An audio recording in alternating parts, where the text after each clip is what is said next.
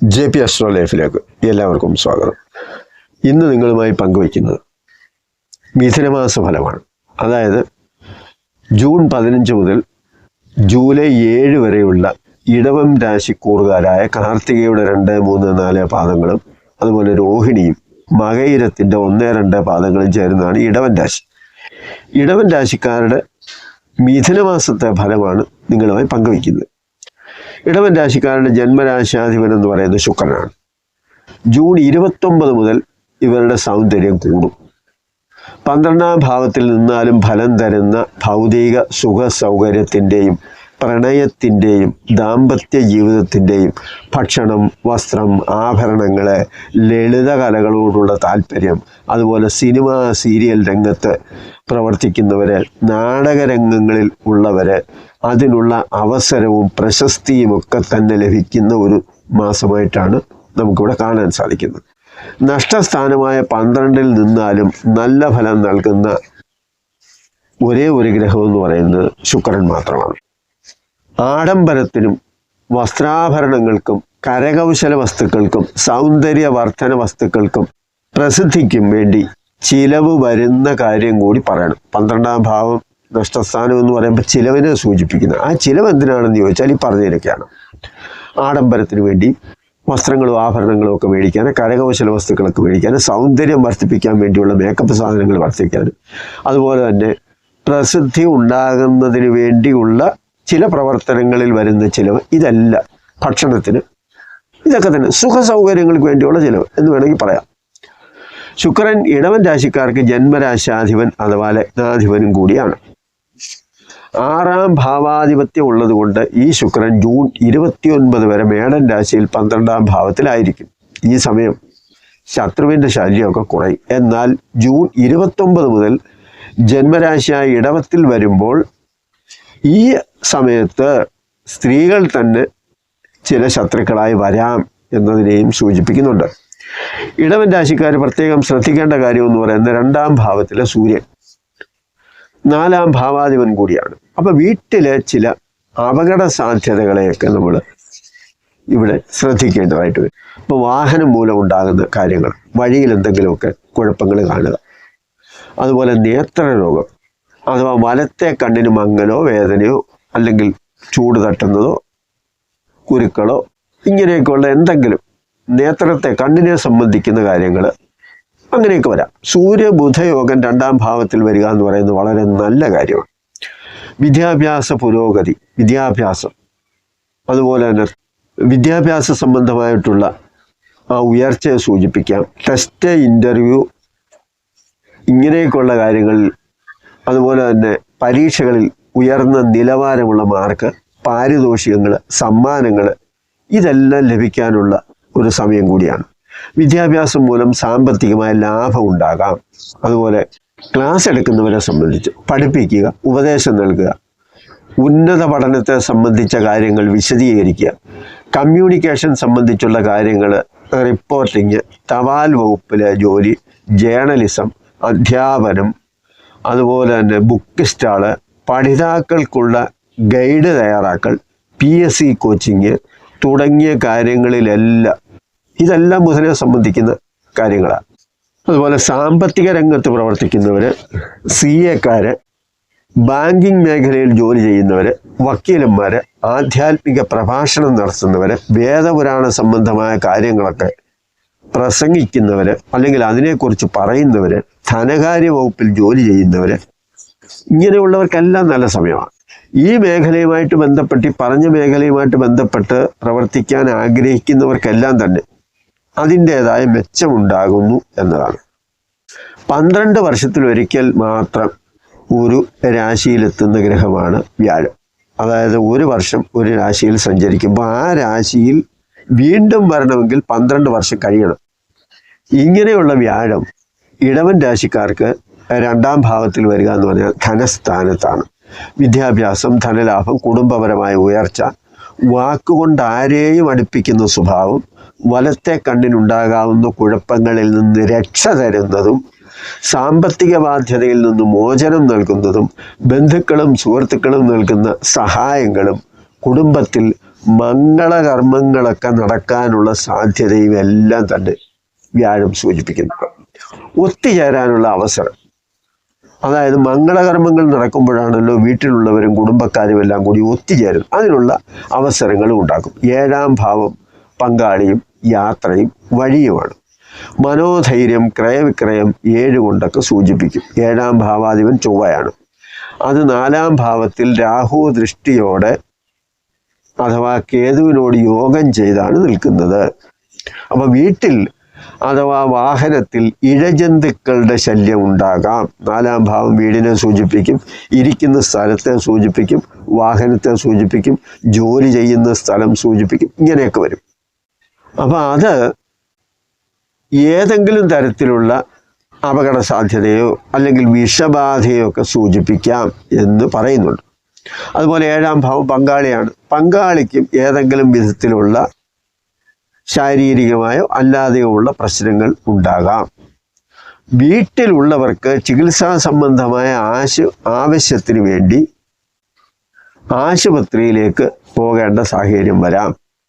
ചിലപ്പോൾ സർജറി വന്നേക്കാം. 4-ാം ഭാവത്തെ ചൊവ്വ അതൊക്കെ സൂചിപ്പിക്കുന്നുണ്ട്. ആരോഗ്യ സംബന്ധമായ ചികിത്സയിൽ ഇരിക്കുന്നവരെ സംബന്ധിച്ച് രോഗം ചിലപ്പോൾ വർദ്ധിക്കാം.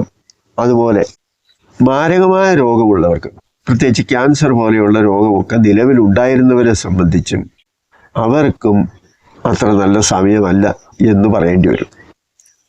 അതുപോലെ വീട് പണിയുമായിട്ടൊക്കെ ബന്ധപ്പെട്ട കാര്യങ്ങൾ 4-ാം ഭാവമാണല്ലോ.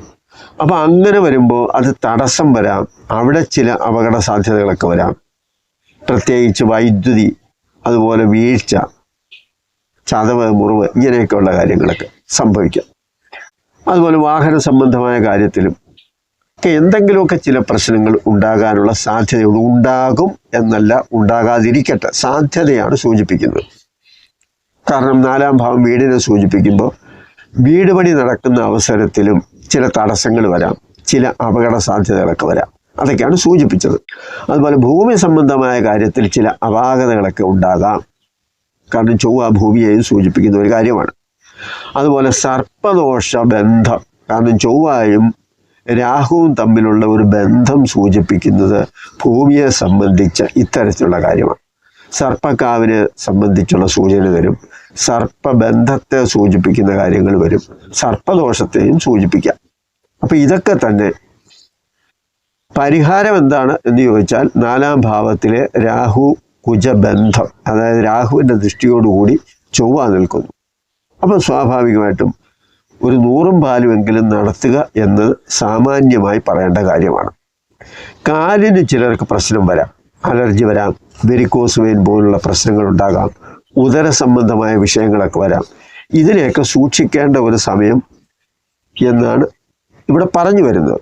അതുപോലെ ചൊവ്വ രക്തത്തെ സൂചിപ്പിക്കുന്ന ഒരു കാര്യമാണ്. അപ്പം രക്തദൂഷ്യം, അതുപോലെ രക്തം പോക്ക്, മുറിവ്, ഇങ്ങനെയൊക്കെയുള്ള കാര്യങ്ങളും വരാം.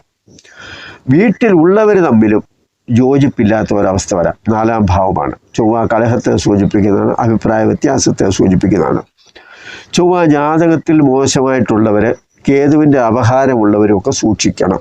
അങ്ങനെയുള്ളവർ സുബ്രഹ്മണ്യ സ്വാമിയുടെ ക്ഷേത്രത്തിൽ വഴിപാട് നടത്തി പ്രാർത്ഥിക്കുന്നതും ഷഷ്ടിവ്രതം അനുഷ്ഠിക്കുന്നതും നല്ലതാണ്. അതുപോലെ കർമ്മസ്ഥാനാധിപനായ ഇടവൻ രാശിക്കാരെ സംബന്ധിച്ച് 10-ലാണ് രാഹു നിൽക്കുന്നത്. അത് നമ്മുടെ ജോലിയെയും കരിയറിനെയും ഒക്കെ ബാധിക്കാം. അത്തരത്തിൽ പല പ്രതിസന്ധികളും പ്രശ്നങ്ങളും ഒക്കെ ഉണ്ടാകാം. കർമ്മദോഷം മൂലം വിചാരിച്ചതുപോലുള്ള ഗുണമൊന്നും ചിലപ്പോൾ ഉണ്ടായെന്ന് വരത്തില്ല. കുറഞ്ഞ പക്ഷം സർപ്പങ്ങൾക്ക് 100 പാലുമെങ്കിലും നടത്തണം എന്നതാണ് പറഞ്ഞു വന്നത്. ഭാഗ്യാധിപനും കർമാധിപനുമായ ശനി 11-ാം ഭാവത്തിൽ നിൽക്കുന്നത് വളരെയേറെ നല്ല കാര്യമാണ്. കണ്ടകശനിയിൽ നിന്നും രക്ഷപ്പെട്ട് ലാഭസ്ഥാനത്ത് നിൽക്കുന്ന ശനി പ്രതാപവും ധനലാഭവും സർവകാര്യസിദ്ധിയും അതുപോലെ പരസ്ത്രീഗമനവും സൂചിപ്പിക്കുന്നുണ്ട്. 10-ലെ രാഹു പ്രവൃത്തി ദോഷം ഉണ്ടാക്കും. ഇടവൻ രാശിക്കാർക്ക് ഒരുപാട് മെച്ചപ്പെട്ട പല ഗുണങ്ങളെയും പറഞ്ഞു എങ്കിലും അതുപോലെ തന്നെ അത്ര നല്ലതല്ലാത്ത പല കാര്യങ്ങളും ഞാനിവിടെ പറഞ്ഞു. ഓരോ ഗ്രഹങ്ങളുടെയും സ്ഥിതിയും സഞ്ചാരവും നമുക്ക് നല്ലതും മോശവുമായ ഫലങ്ങളെ പ്രദാനം ചെയ്യും. ഇതെല്ലാം മനസ്സിലാക്കി നല്ലതും മോശമായ കാര്യങ്ങളും പറയുന്നതാണ് അസ്ട്രോളജി. അല്ലാതെ നല്ല കാര്യങ്ങളെ പെരുപ്പിച്ച് കാണിച്ച് നിങ്ങളെ സന്തോഷിപ്പിക്കുന്നത് മാത്രമല്ല അസ്ട്രോളജിയിലുള്ളത്. ദിവസവും കോടീശ്വര യോഗം പറഞ്ഞ് സുഖിപ്പിക്കലല്ല ജ്യോതിഷം. അതുപോലെ പഞ്ചാംഗത്തിലെ ഗ്രഹങ്ങളുടെ സ്ഥിതി നോക്കി ഫലം പറയുന്നതിന് 5 പേര് 8 മണിക്കൂർ പ്രശ്നം വെച്ചപ്പോൾ കിട്ടിയതാണെന്നൊന്നും പറയേണ്ട കാര്യമൊന്നുമില്ല. ഒരാൾ ജ്യോത്സ്യൻ്റെ അടുത്ത് വന്ന് അറിയേണ്ട കാര്യം എന്താണെന്ന് പറയുമ്പോൾ അതിൻ്റെ അടിസ്ഥാനത്തിൽ വന്ന സമയം, അയാളുടെ സ്ഥിതി, പറയുന്ന വാക്ക്, ഇതെല്ലാം അനുസരിച്ച് അപ്പോഴത്തെ ഗ്രഹനിലയിലെ നല്ലതാണോ മോശമാണോ, അയാൾ എന്താണോ പറഞ്ഞത് അതിന് അനുകൂലമാണോ അല്ലയോ എന്ന് മനസ്സിലാക്കി മറുപടി പറഞ്ഞു കൊടുക്കുന്നതാണ് പ്രശ്നം.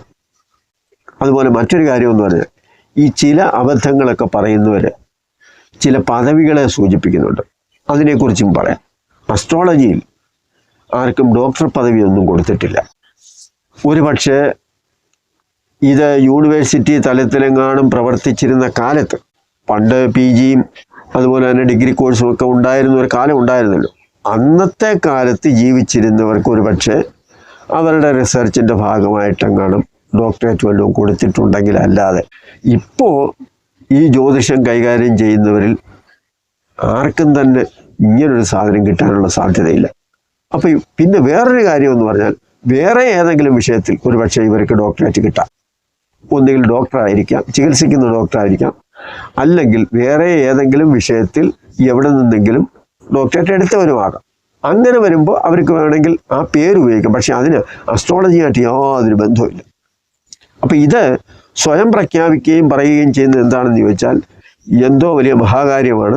ഈ ചിലരുടെ പറയില്ല, 8 മണിക്കൂർ പ്രശ്നം വെച്ചപ്പോൾ കിട്ടിയ കാര്യമാണ്, ഇതൊരിക്കലും തെറ്റത്തില്ല എന്നൊക്കെ പറയുന്നത് വെറുതെ നിങ്ങളെ പറ്റിക്കാൻ വേണ്ടി പറയുന്ന കാര്യങ്ങളാണ്.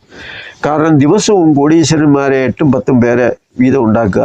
അതുപോലെ തന്നെ നിങ്ങളുടെ വീട്ടിൽ 10 നാളുകാരുണ്ടോ 8 നാളുകാരുണ്ടോ ഉണ്ടെങ്കിൽ ഇതാ വരുന്നു കോടീശ്വരയോ എന്നൊക്കെ പറയുന്നൊന്നും അസ്ട്രോളജി അല്ല എന്നതുകൊണ്ട് തന്നെയാണ് അസ്ട്രോളജി പഠിക്കാൻ ആഗ്രഹിക്കുന്നവർക്കും അസ്ട്രോളജി അറിയണമെന്ന് ആഗ്രഹിക്കുന്നവർക്കും വേണ്ടി അതിൻ്റെ ശരിയായ വഴിയിലൂടെ ഞാൻ മുന്നോട്ട് പോയിക്കൊണ്ടിരിക്കുന്നത്. വ്യൂസ് കുറവായിരിക്കും, കുറവ് മതി. ഹോരാശാസ്ത്രം ഉണ്ടാക്കിയവർ പോലും ഡോക്ടറേറ്റ് പദവിയുള്ളവരല്ല.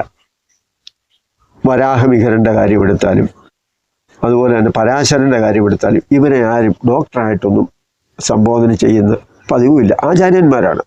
ഒരുപാട് ഗ്രന്ഥങ്ങൾ ഉണ്ടാക്കിയ അത് പഠിക്കാൻ വേണ്ടി ലോകത്തിന് നൽകിയവരാരും തന്നെ സ്വയം വലിയവരാണെന്ന് പറഞ്ഞിട്ടുമില്ല.